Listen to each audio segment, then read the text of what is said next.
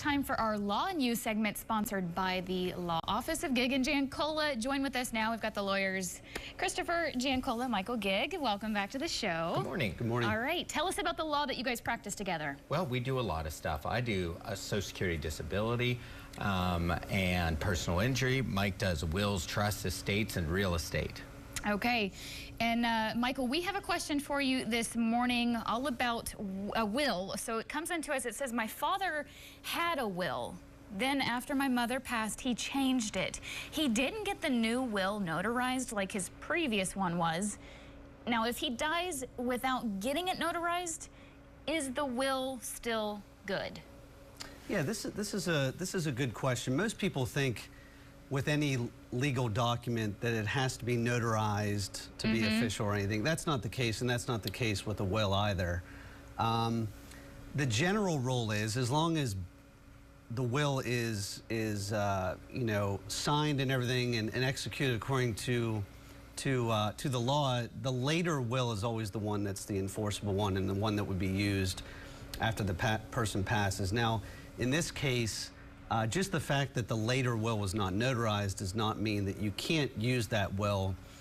You can't probate that will, meaning you can't, after someone passes, to get the will on record, you have to get sworn in, you have to go out to the courthouse, Register of Wills has to swear in whoever's named as executor, and then the will is actually put on record there.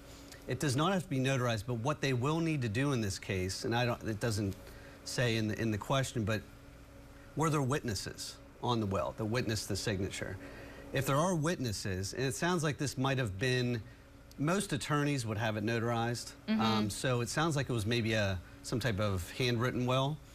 If there weren't witnesses on it, then you will have to get two witnesses to essentially say that that's that person's signature.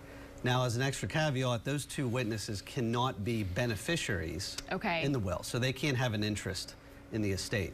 Sometimes that can be difficult, but even if there are witnesses on there, they will have to still go and sign an affidavit stating that that is their signature and that is the signature of the deceased person. So is it better just to have it notarized when you can? It is, but still, if the witnesses' signatures are not also notarized, then the witnesses, after the person passes, they will still have to sign what's called an oath of subscribing witness.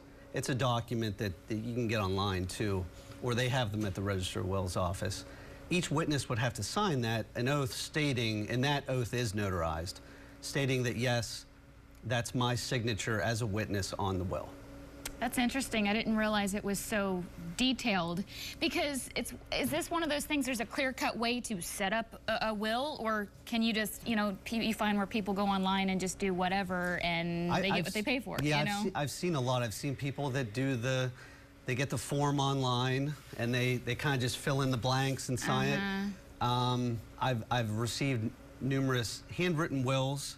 The actual form in order to have a will probate it's not that detailed. You just have to essentially say, you know, this is where I want my assets going, and then sign it at the end. You want it dated as well, but that can be probated as well. So some people think there's a lot of formalities to it. Generally under the law, there's not. Okay. But there does have to be a signature at the end. It should be dated. I've ran into that a couple times where somebody signed a handwritten will, but it wasn't dated. So that's important. But the formalities are not as technical as people think. The issue can be you have to get witnesses, and you know, sometimes getting witnesses can be tricky, and if it is indeed the person's signature, I've ran into some situations like that it appeared it could have been a forgery by somebody. Yeah. So it can get a little dicey there, but you do not need a will to be notarized in order to probate it. Okay, but is it probably better to go through an attorney usually? It is. In every case here? It is, because some people think, the common misconception that I get a lot is, well, if I die, you know, if I die and my wife or my husband's alive, they get everything anyway, so don't worry about it. Well, that's not the case. And so typically you want that because spouses don't pay any inheritance tax. So never assume anything with the law. Right. And you should, particularly if you have a mixed family, it's a second marriage, you each have your own children, things can happen there that, you know, people don't realize who their real heirs are and where their assets will go. So, of course, you want to talk to an attorney Yeah, at that's some always point. the best way to go Yeah. instead of, well, my friend told me. Yeah, I'm sure you, yeah. Unless your friend is an estate attorney or something, always take that with a grain of salt. Yeah. So.